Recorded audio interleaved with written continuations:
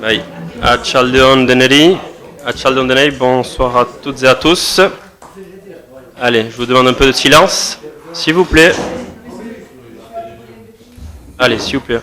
Donc, je propose qu'on démarre ce conseil municipal. Donc, je vais faire la lecture des pouvoirs. Donc, j'ai un pouvoir de Militoya pour Antion Billot et de Beignat Billoro pour Jean-Pierre Lehmann. Je désigne Antion Billot comme secrétaire de séance. Et avant d'aborder l'ordre du jour de ce conseil municipal, je vais faire deux propos liminaires par rapport à l'actualité assez récente, qui sont différentes, mais tout aussi importantes, je pense. La première, c'est rendre hommage à une ancienne conseillère municipale qui nous a quittés en début de semaine dernière. Donc, il s'agit de Yone Trema. Beraz, euskaraz segituko dut. Beraz, Yone Tremari omenaldi txiki bat, edo hitz txiki bat hartu nahiko nuke. Hautetsi izan baitzen, 85-etik, 88-ra Ziburun. Mainan hautetsi izan baino gehiago, ustez izan zen Ziburukentzat bere Ziburuko historia txikia markatu zuen pertsona bat. Artxibetan ikusi baitut azken batean, Ziburuko lehen emaztea izan baitzen, 89an zerrenda bat eramaitea Ziburun. Garai batean emazteen lekua politikan nahiko gutxietia zenean, berak bere indar guziakin eta bere kuriaraiakin zerrenda bat eraman zuen 89an, eta azken batean bere engaiamendua gazetatik eraman zuen. Eraman zuen, hasiera batean emazte gisa, 60. hamarkadan, erabaki zuenean bere gorputzaren jabezela, eta erabaki zuenean bere gorputzaz nahi zuen gozuela eta aurrak ukango zituela nahi zituenean. Eta gaur egun nahiko ajunta den zerbait egiten hasi zen, 70. hamarka bukan, hau da, kontraseptiboak hartzeana, gara jartan bizki gaizki ikusia zen, eta berak hori intzuen. Hortik gutxira ere, bere senagataz ere banandu zen, bere emanzipazioaren ibilbide bat baitzen, eta horrekin batera ama gisa ere hainbat engaiamendukan zituen, eta erabaki zuen bere azken aurra ikastola batean emaitea 60. hamarkada hasieran. Ajunta ez zen gauz bat, ikastolen hasiera zen. Bera ez zen euskalduna, jendain hitzek ezagutu dugu, pentsatu dugu betidanik euskalduna izan dela, baina ez zen euskaldun merria izan zen. Eta koherentzia erabaki zuen euskara ikastea eta euskara ikastetik euskara erakastera joan zen. Nik pertsonalki hor ezagutu nuen, 80. hamarkada hasieran, ere andereñoa izan baitzen ahiet baita ikastolan.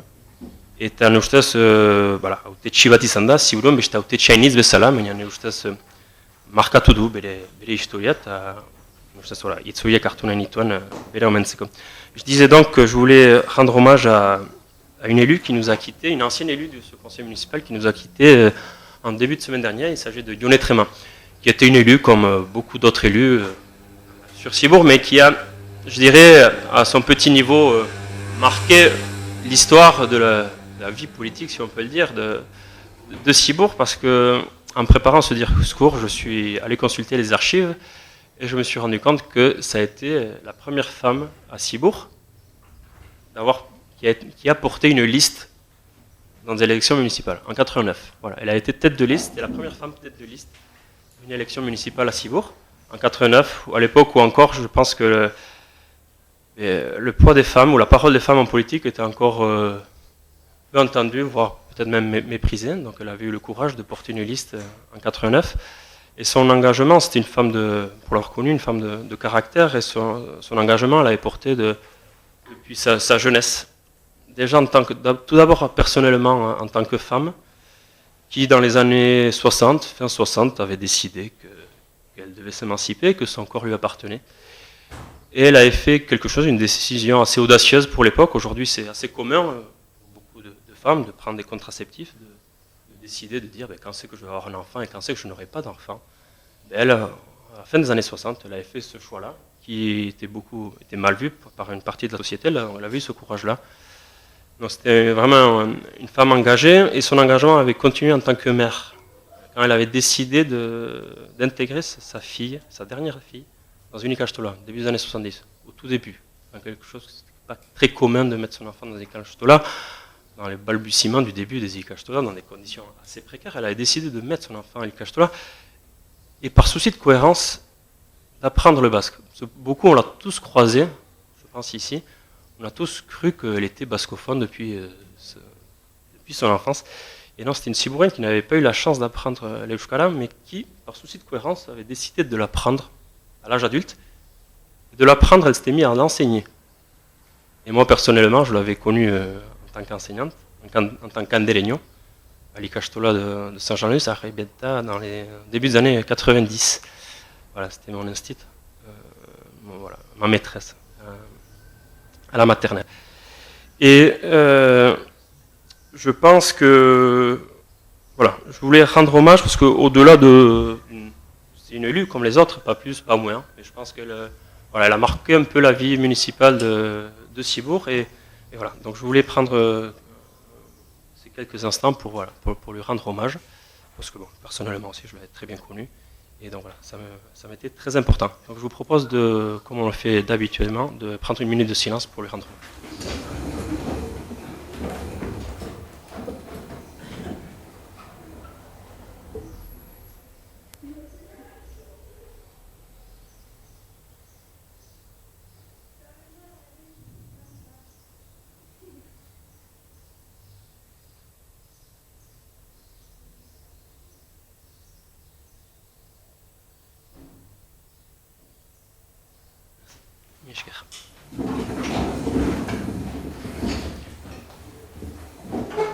Voilà.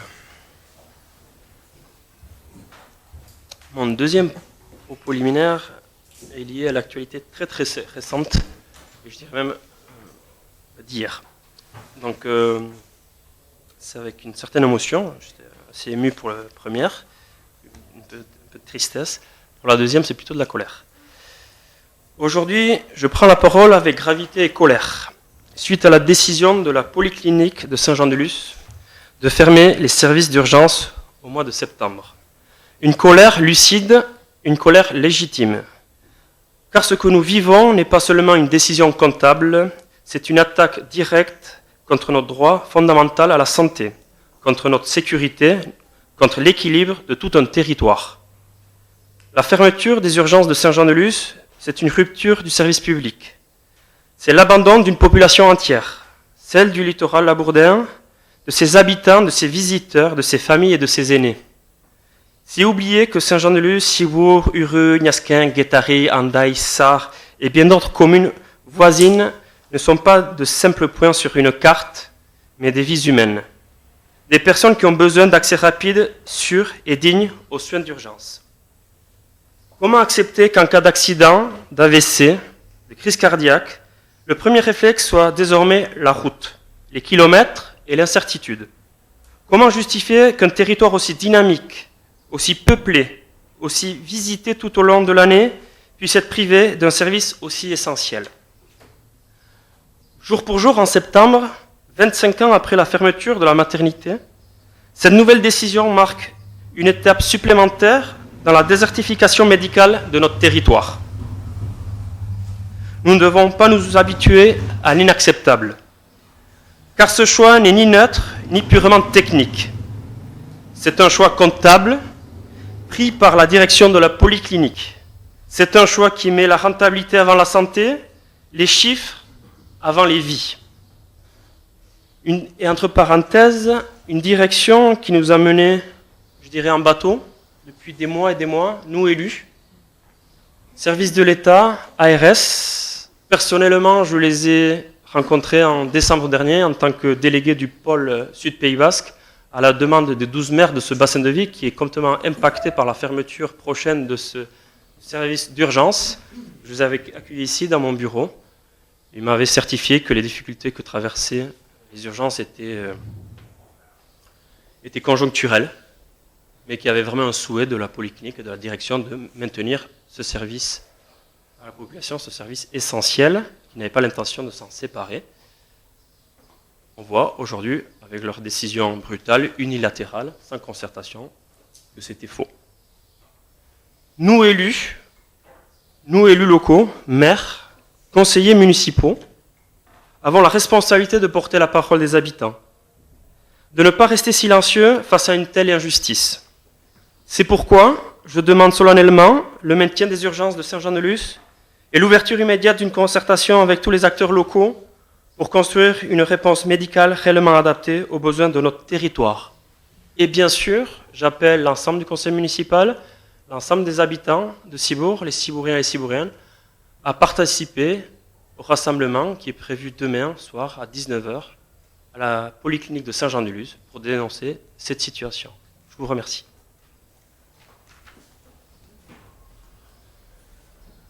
Donc, après cette lecture, je vous propose qu'on rentre dans l'ordre du jour. Oui, Madame Dubarbier.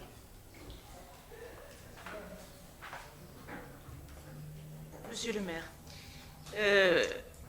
c'est avec beaucoup de respect que nous avons partagé l'hommage que vous avez voulu pour Madame Trémant. Par contre, je suis un peu surprise que vous ne mentionnez pas aujourd'hui le départ de Monsieur Jean-Marie Rouet, qui a aussi beaucoup travaillé pour la commune, dans nos services. Et ce silence, je vous avoue, m'étonne un petit peu. Il a beaucoup donné à notre commune, il a beaucoup aidé les Cibouriens dans leur démarche, qu'elle soit au niveau de l'état civil ou de l'urbanisme. Et donc, à mon tour, de vous demander de faire respecter une minute de silence pour M. Jean-Marie Rouet. Juste quelques mots. C'est un oubli. On s'en excuse. Malheureusement, souvent, que ce soit pour des élus ou pour soit des agents, voilà, cette collectivité, durant des décennies, avait passé des agents, des élus. Malheureusement, on n'a pas toujours tout l'historique de ces élus, de ces agents. Et il se peut des fois qu'on fasse voilà, qu'il y ait des oublis. Et voilà, c'est malheureux, mais voilà, on va essayer de rattraper ça. Je vous remercie de nous l'avoir rappelé. Et donc, on va bien sûr faire une minute de silence, monsieur.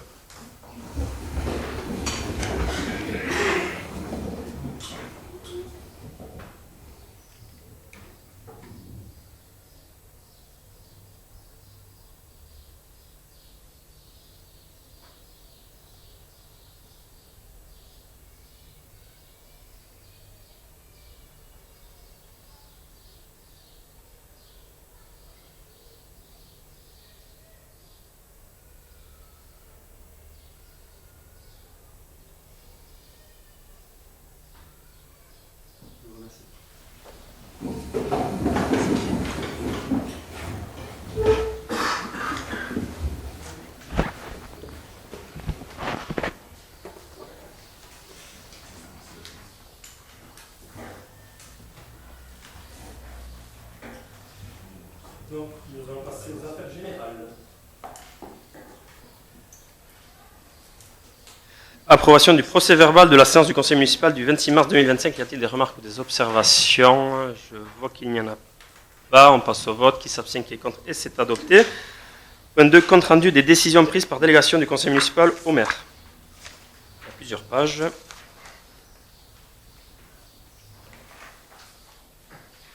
La délégation octroyée par le conseil municipal m'a permis de signer différentes conventions de mise à disposition au profit d'associations, une subvention dans le cadre du programme d'intérêt général de la CAPB, l'attribution d'une aide financière pour l'acquisition d'un bâtard d'eau, différents marchés de travaux, aménagement de l'avenue Abbé Berry, aménagement de l'avenue Jean Jaurès, aménagement de l'avenue Jean Poulou, et panneaux photovoltaïques et des avenants au marché d'assurance. À noter que dans le document qui vous a été envoyé, il y a une inversion sur les deux derniers marchés. L'aménagement de l'avenue Jean Poulot a été confié à Sobamat et le lot 2 de l'aménagement de l'avenue Jean Jaurès a été confié à Lafitte Paysage. Y a-t-il des questions, des remarques? Je vois qu'il n'y en a pas. Donc c'est acté. Stationnement, point 3, stationnement payant sur voirie. Modification du périmètre. Et je pense que c'est moi. La délibération a pour objectif de prévoir deux ajustements. Il est proposé d'ajouter dans le secteur payant la rue Agorette, la ruelle Boga Boga et la partie de l'avenue Jean Jaurès de la rue Bourrousse à la RD 810 une fois les travaux d'aménagement réalisés. Une voie incluse dans le périmètre a été omise dans la délibération, l'avenue Commandant Passico. Alors juste une petite précision sur la rue Agorette, on l'intègre, il n'y a pas de stationnement payant sur la rue Agorette, mais c'est pour que les habitants de la rue Agorette puissent bénéficier de la carte abonnée pour pouvoir se garer en centre-ville, donc c'est pour ça qu'on a rajouté cette rue, même si elle n'a pas de stationnement aujourd'hui. Pour Boga Boga et Jean Jaurès, une réunion publique avait été organisée avec les riverains en mois de mai, avant le début de travaux. On avait présenté le souhait d'élargir la zone payante par souci de cohérence, quelque chose qui a été bien accepté parce qu'au final tout le monde voit le bénéfice du stationnement payant aujourd'hui en centre-ville. Et pour ce qui est de commande en Pacico, qui avait été mis payante donc en 2019, c'était après avoir fait des travaux, c'était lui qui avait fait ça. À l'époque, c'était la mandature précédente, il y avait eu une omission, donc elle n'apparaissait pas dans les délibérations. Voilà. Y a-t-il des questions ou des remarques? Il n'y en a pas. On passe au vote. Qui s'abstient, qui est contre, et c'est adopté. Je vous en remercie. On passe au point 4. Schéma directeur d'accessibilité programmée du syndicat des mobilités Pays Basque Adour, engagement de la commune dans la réalisation de travaux de voirie. Le rapporteur est M. Billotte. Chaldeon. Par cette délibération, nous vous proposons d'engager la commune dans un programme de mise en accessibilité des arrêts de bus. Pour 2025, nous envisageons de traiter les 2 quais de l'arrêt plage de Sokoa pour une somme inscrite au budget de 15 000 €. La commune compte 34 points d'arrêt, 21 arrêts non prioritaires et 13 prioritaires. L'arrêt le plus prioritaire, cumulant 4 critères de priorisation, est celui de la mairie, qui est accessible. 3 autres arrêts, Spenaber des 2 côtés et lycée maritime, sont accessibles. 8 arrêts prioritaires seraient à traiter. Marinella, qui va être supprimée en septembre, Unchin, Subiburu et Bibliothèque. Plutôt que de traiter ces arrêts qui seront venus dans le cadre de l'aménagement de l'encan et qui sont très peu fréquentés, la commune souhaite privilégier le traitement de l'arrêt de la plage de Soko en 2025 et le terminus de Saldi Chulito pour sécuriser les manœuvres effectuées par les chauffeurs en 2026. Y a-t-il des questions, des remarques? Il n'y en a pas, donc voilà, c'est un plan pluriannuel de mise en accessibilité de nos arrêts de bus. Donc on passe au vote. Qui s'abstient, qui est contre, et c'est adopté. On passe à la convention de coordination entre la police nationale et la police municipale. Cette délibération a pour objet l'approbation de la convention de coordination entre la police nationale et la police municipale. Il s'agit d'un renouvellement puisque cette convention a été signée en 2021 pour une durée de 4 ans. Elle permet de fixer l'articulation des missions entre la police nationale, avec la police nationale. J'en profite pour préciser que notre police municipale compte à nouveau depuis quelques semaines de 2 policiers municipaux et qui peuvent ainsi mener des nouvelles missions, notamment en termes de contrôle de vitesse et d'infraction au code de la route. Des remarques, il n'y en a pas. On passe au vote. Qui s'abstient, qui est contre, et c'est adopté. Je vous remercie. Et on passe aux affaires financières. Donc le premier point étant station classée, convention de mutualisation avec l'Office de tourisme Pays Basque. Suite à une décision prise par son comité de direction en décembre 2024, l'Office de tourisme peut désormais apporter un soutien financier aux animations d'une commune station classée, soit par un financement direct des frais liés à la communication des événements, soit par la mise en disposition de moyens humains et techniques. La commune de Cibourg a obtenu le classement station de tourisme pour une durée de 12 ans au mois de mars dernier. Elle pourra donc bénéficier d'un financement par l'Office de tourisme à hauteur de 25 000 € pour l'année 2025. L'Office a décidé de dédier une enveloppe annuelle de 260 000 € pour le financement des animations. Cette enveloppe est répartie entre les stations classées en fonction du poids de la taxe de séjour de chaque commune. La signature d'une convention est nécessaire. Y a-t-il des remarques ou des observations? Pardon, Madame Duvert, vous avez la parole. Monsieur le maire, à travers de cette délibération, nous apprenons que pour l'année 2025, les animations sur notre commune organisées du 25 juillet à la fin de l'année seront financées par l'Office de tourisme Pays Basque sur la base d'un montant maximum de 25 073 €. Pour les années suivantes, les animations se dérouleront sur une année complète, dont cette convention nous assure-t-elle un financement de l'ordre de 50 000 €. Merci. Oui, non, ça sera plutôt 48 000 €. Mais oui, là on a une demi-année. Donc on est quasiment une demi-année, un peu plus d'une demi-année, donc c'est 25 000 €. Et normalement, à partir de l'année prochaine, dans une année pleine, on sera plutôt aux alentours de 50 000, 48 000 € d'après les chiffres qu'on nous a présenté. Tout ça peut fluctuer par rapport aux décisions aussi du CA, de l'Office de tourisme du Pays Basque, qui aujourd'hui a décrété une enveloppe de 260 000 euros qui est répartie par rapport à la contribution de chaque commune par rapport à la taxe de séjour. Si demain cette enveloppe augmente ou diminue, bien sûr, ça entraînera des fluctuations aussi au niveau communal. Merci. D'autres remarques? Il n'y en a pas. On passe au vote. Qui s'abstient, qui est contre? Et c'est adopté. Je vous en remercie. On passe au chapitre du personnel communal. Création d'emplois permanents. Le rapporteur est M. Lecorf. Bonsoir. Donc, il vous est proposé de créer 7 emplois afin de permettre aux agents de bénéficier d'un avancement de grade. Voilà, donc je vous rappelle, ces avancements de grade, ce ne sont pas des emplois en plus, c'est des évolutions. Donc quelque chose de très classique qu'on fait passer régulièrement. Donc y a-t-il des observations, des remarques? Je vois qu'il n'y en a pas, on passe au vote, qui s'abstient, qui est contre, et c'est adopté. Et on passe à la création d'emplois non permanents, accroissement temporaire d'activité. Monsieur Lecorf, vous êtes toujours rapporteur. Par cette délibération, il vous est proposé de créer 3 emplois non permanents d'animateurs à hauteur de 21,35e pour assurer un encadrement des élèves sur le temps de pause méridienne et des interventions dans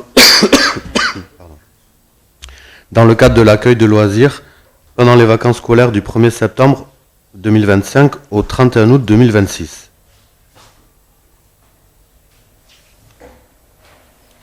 Ces emplois avaient été créés après la rentrée de septembre.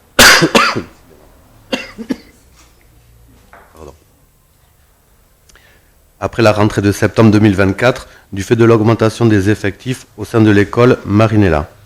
Les effectifs seront similaires à la rentrée 2025. L'augmentation des effectifs combinée à une fréquentation plus importante de la cantine génère un besoin renforcé d'encadrement sur le temps de la pause méridienne. Afin que les contrats proposés soient plus intéressants, l'intervention sur la pause méridienne est complétée par l'intervention sur les périodes de vacances scolaires, en lieu et place des agents contractuels habituellement embauchés. Des remarques, des questions sur le renouvellement? Je vois qu'il n'y en a pas. On passe au vote. Qui s'abstient, qui est contre, et c'est adopté. Et on passe à la protection sociale complémentaire, le point 3, modification des tranches de revenus. Donc, par délibération du 6 juillet 2023, le Conseil municipal a décidé de répartir l'attribution des participations financières de la collectivité en matière de santé et de prévoyance selon 3 tranches de revenus tenant compte du salaire brut annuel des agents, soit l'ensemble des revenus, traitement brut indiciaire, nouvelle bonification indiciaire, régime indemnitaire, indemnisation des heures supplémentaires, des astreintes, des jours figurant dans le compte épargne-temps. Or, ce mode de calcul peut conduire à des changements de tranches, notamment pour les agents bénéficiant d'indemnisation d'heures supplémentaires. Il est aujourd'hui proposé aux membres du Conseil de modifier le calcul des tranches de revenus et de ne désormais prendre en considération que 3 éléments, le traitement brut indiciaire, le régime indemnitaire et le cas échéant la nouvelle bonification indiciaire. Voilà. Donc là, on est sur un ajustement, voilà, de manière à être plus juste, de ne pas prendre en compte les heures supplémentaires sur les grilles qu'on avait fixées. Donc, je crois qu'il n'y a pas de questions, de remarques. On passe au vote. Qui s'abstient, qui est contre, c'est adopté. Je vous en remercie. Et on passe au règlement d'organisation du temps de travail. Je vous rappelle que le Conseil municipal, réuni le 24 mars 2022, a modifié l'organisation du temps de travail des services par l'adoption d'un protocole spécifique et la définition de cycle de travail. Cette réorganisation a ainsi permis de se conformer au cadre réglementaire du temps de travail de la fonction publique territoriale et notamment à l'obligation annuelle de travail de 1607 heures, tout en garantissant la qualité de vie au travail des agents. Depuis 2022, la réflexion s'est poursuivie, notamment dans le cadre de réunions d'un groupe de travail, afin de détailler certains points spécifiques. Le règlement d'organisation du temps de travail soumis aujourd'hui au vote des membres du conseil municipal est le fruit des échanges et de la concertation avec les services et les représentants du personnel. Il a pour objet de fixer les règles relatives à la définition, la durée et l'aménagement du temps de travail des agents de la commune et du CCAS. C'est la première fois qu'un tel document est établi, ce dont on peut se réjouir, tout comme on peut se réjouir de la méthode utilisée pour parvenir à sa rédaction, concertation et échange permanent avec les représentants du personnel. Pas de remarques. Pas d'observation, on passe au vote. Qui s'abstient et qui est contre, c'est adopté. On passe à la convention de partenariat avec le service départemental d'incendie et de secours des Pyrénées-Atlantiques, le SDIS 64. Donc, par cette délibération, nous vous proposons d'approuver une convention avec le SDIS 64 pour permettre aux agents sapeurs-pompiers volontaires de s'absenter sur leur temps de travail pour participer aux actions de formation prévues par le plan départemental annuel. À ce jour, un seul agent est concerné. Pas de remarques, pas d'observation. On passe au vote. Qui s'abstient, qui est contre, et c'est approuvé. On passe au dernier point des ressources humaines. Convention de mutualisation avec le syndicat de la baie de Saint-Jean-de-Luz et Cibourg. Monsieur Lecorf. Nous vous proposons d'approuver une nouvelle convention de mutualisation avec le syndicat de la baie Saint-Jean-de-Luz et Cibourg et la commune de Saint-Jean-de-Luz pour prévoir la mise à disposition des agents des services techniques pour le montage et le démontage des gradins de la chapelle et également pour l'intervention du régisseur des récollets pour les besoins de Cibourg en matière d'événementiel culturel. Pas de questions, pas de demande de précision. Oui. Juste, on a une convention aussi avec eux pour le nettoyage des filets aussi, non? Avec Saint-Jean. La baie. Avec Saint-Jean. Avec Saint-Jean. C'est pas le syndicat directement, c'est avec Saint-Jean. Avec Saint-Jean. D'accord. On a différentes déjà conventions avec le syndicat de ce type-là, même avec le syndicat de la Basse-Vallée de l'Auncy, de la syndicat d'aménagement. C'est quelque chose de très classique. Là, on rajoute un élément supplémentaire qui est surtout l'accompagnement du régisseur sur nos actions culturelles et d'animation. C'est une compétence que nous n'avons pas en interne. Voilà, on n'a pas besoin d'un agent sur ce service-là, donc l'idée c'est de mutualiser les coûts avec le syndicat de la baie sur ce volet-là. Comme j'ai vu l'employé municipal de Cibourg qui était sur le bateau, c'est pour ça que je me suis dit, Oui, mais c'est une convention avec la ville de Saint-Jean. Mais c'est la même logique. C'est exactement la même logique, sauf que là, c'est avec le syndicat de la baie. Pas d'autres remarques ni d'observations. On passe au vote. Qui s'abstient, qui est contre. Et c'est approuvé. On passe au chapitre 4, urbanisme, voirie, port et infrastructure. Première délibération, entretien des espaces verts de la cour extérieure de la résidence Aristide Briand, convention avec l'Office 64 de l'habitat. Par cette délibération, nous vous proposons d'approuver une convention avec l'Office 64 de l'habitat, par laquelle il est prévu que la commune assure l'entretien des espaces végétalisés dans la cour du bâtiment Aristide Briand. Avez-vous des questions? Voilà. Ben là, on est complètement dans la même logique que la délibération précédente, sauf que la convention, là, elle est faite avec l'Office 64, et c'est la ville de Cibourg qui met à disposition des agents des espaces verts pour entretenir les trois arbres et les places engazonnées. Voilà. On passe au vote. Qui s'abstient, qui est contre, et c'est approuvé. On passe aux acquisitions. Donc, point 2, acquisition et portage du bien au 60 avenue Jean Jaurès. Demande d'intervention de l'établissement public foncier local Pays Basque. Le rapporteur est monsieur Lehmann. Bonsoir. Nous vous proposons d'approuver une convention de portage avec l'EPFL Pays Basque pour un bien situé 60 avenue Jean Jaurès à son prix de 550 000 €. La convention s'étalera sur une durée de 12 ans. L'acquisition de ce bien a été réalisée avec pour objectif de constituer une réserve foncière. Avez-vous des remarques?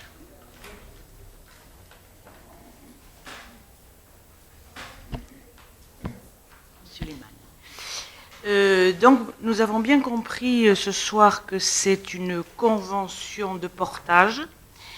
Donc, le prix que vous nous annoncez de 550 000 € est, comme le fait le PFL habituellement, le prix de l'acquisition brute. Est-ce que nous pourrions savoir quels sont les frais annexes? J'ai vu qu'il y avait 30 000 € de frais d'agence, des diagues. Moi, j'ai les documents qui sont comme vous dans la convention. Dans les 550 000 €, il y a 30 000 € qui sont les frais d'agence inclus. Non. Inclus, si. Non. Les 30 000 € sont en plus. Dans la globalité du projet, c'est 550 000 plus 30 000. Ah, voilà, oui, pardon. sommes Je croyais que vous me disiez qu'ils Non, étaient inclus non, dans non. les 550 000. Pour le reste, moi, j'ai pas le détail complémentaire sur les deux détails qui sont dans la convention. Ouais, après, il faut rajouter les frais de portage qui sont... Non, on ne parle pas des frais de portage. Ah. L'acquisition de ce bien, la question que l'on s'est quoi la posée, c'est savoir si les 550 000 étaient le prix global, acquisition plus frais annexes, Oui, 30 000. plus les diag, plus pas mal de choses. Et effectivement, le PFL ne prend en charge, ne font les portages que sur le prix brut, si vous voulez. Donc voilà, on voulait savoir.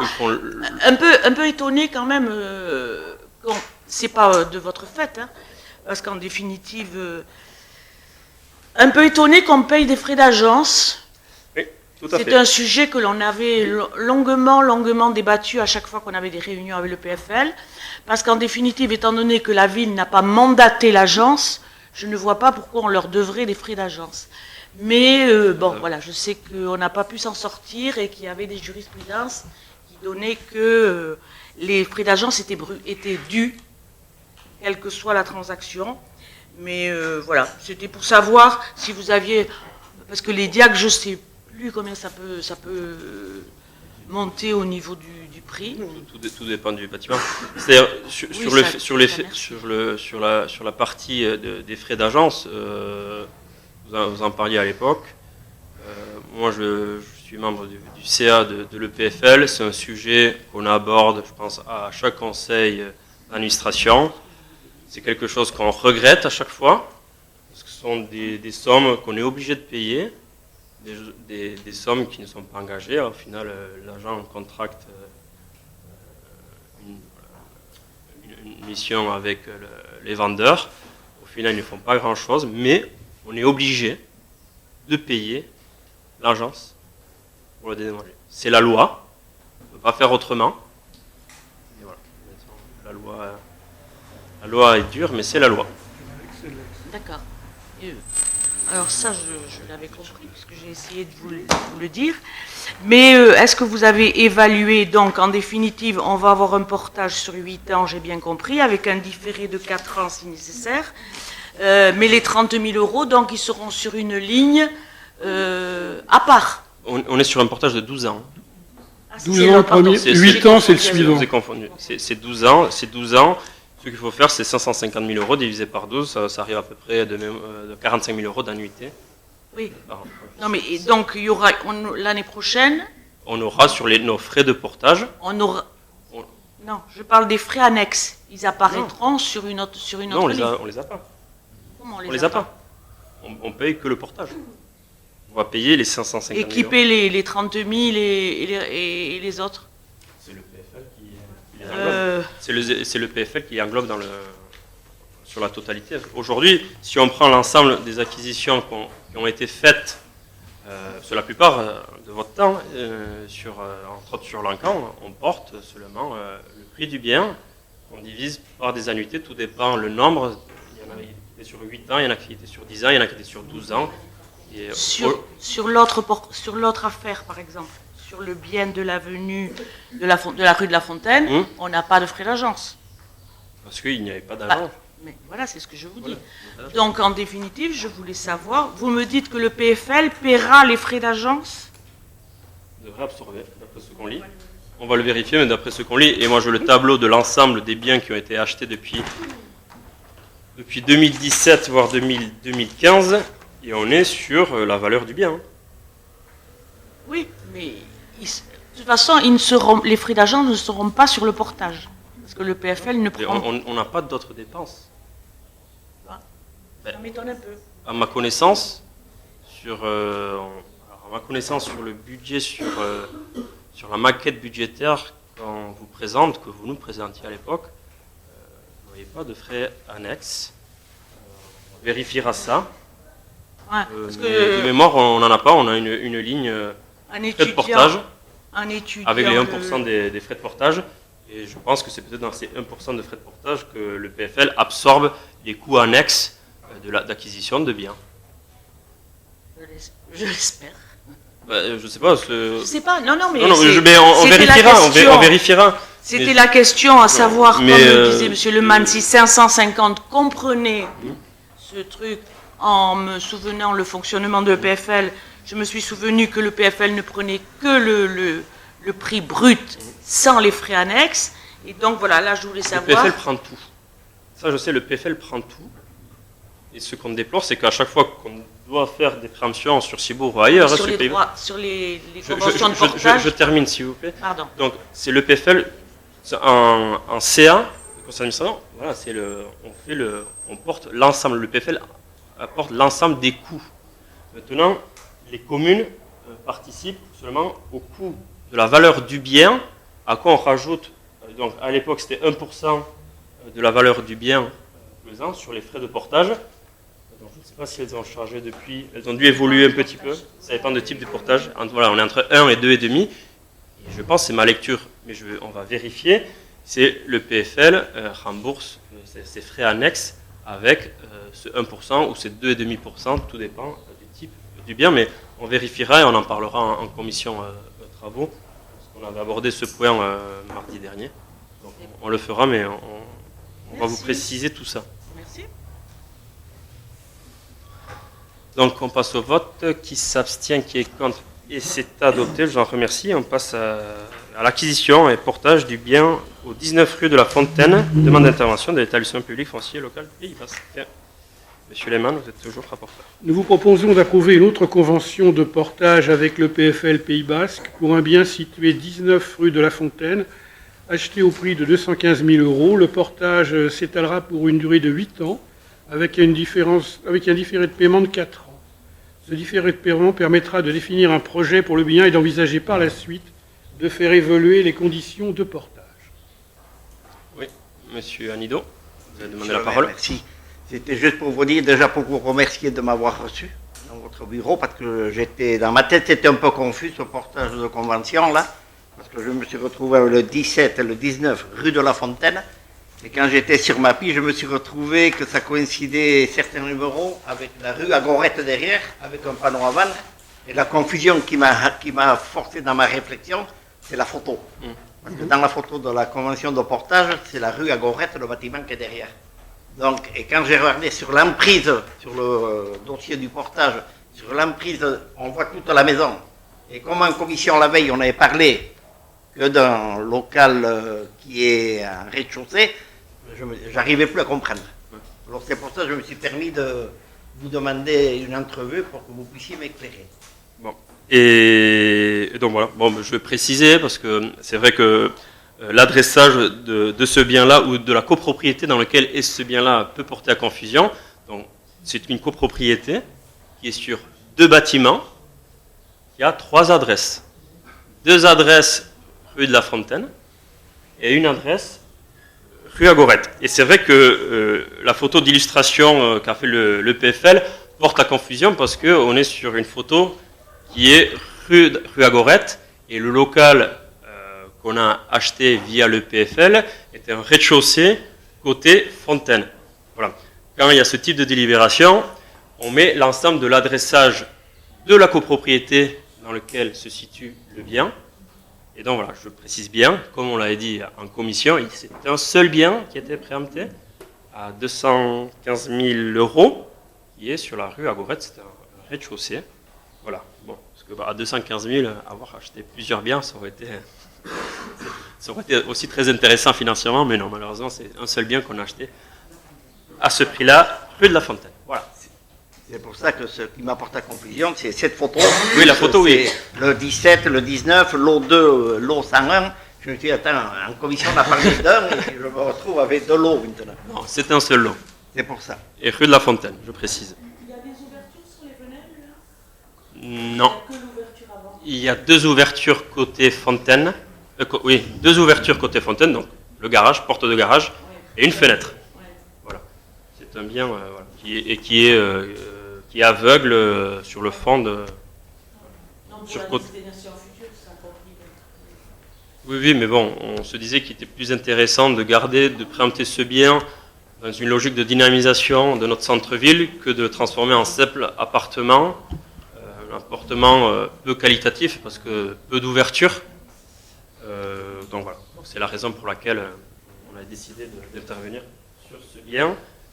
S'il n'y a pas d'autres questions, je vous propose qu'on passe au vote. Donc, qui s'abstient, qui est contre, et c'est à l'unanimité. Je vous en remercie. Et on passe au dernier point à l'ordre du jour, qui est la dénomination des voies. Donc un petit ajustement à faire. Donc un peu complexe, mais Antion nous expliquera tout ça.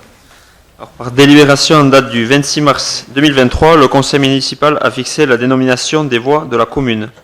il apparaît que des ajustements sont nécessaires. En effet, il convient de dénommer 2 nouvelles voies situées sur la commune d'Urugne, mais desservant des maisons sur Cibourg, en conformité avec la dénomination mise en place par la commune d'Urugne. Route de Cibourg à Aulette. Donc à noter qu'il y a une erreur juste au-dessus dans la délibération. C'est pas route d'Aulette à Cibourg, mais c'est route de Cibourg à Aulette. Voilà. Et concernant le deuxième nom, la commune d'Urugne ne nous a toujours pas communiqué le nom qu'ils ont choisi pour la voie. Donc on sera obligé d'utiliser le nom existant et d'Urugne. Il faudra délibérer une nouvelle fois. Y a-t-il des questions? Donc aujourd'hui, on ne prend pas acte de la délibération. Non. Oui.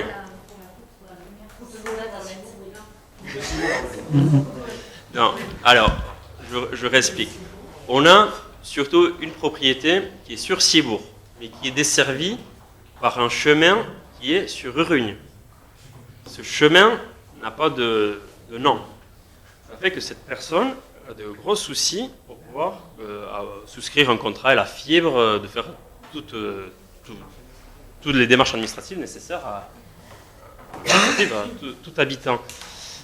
Donc normalement, cette voie, c'est une voie qui doit faire une vingtaine de mètres, une cinquantaine de mètres, le nom de cette voie devrait être délibéré par Urugne. Alors on est sur Urugne. Malheureusement, Urugne ne l'a toujours pas fait.